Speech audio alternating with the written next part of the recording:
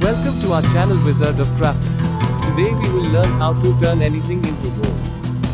First go to Select and Subject.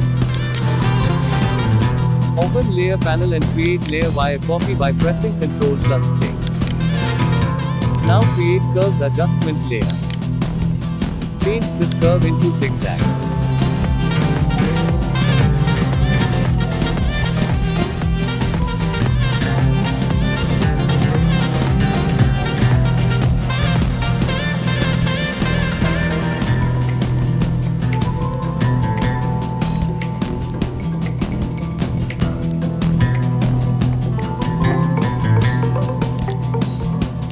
Create clipping mask.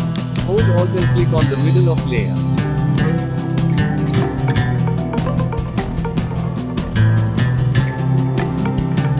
Now create color lookup adjustment layer.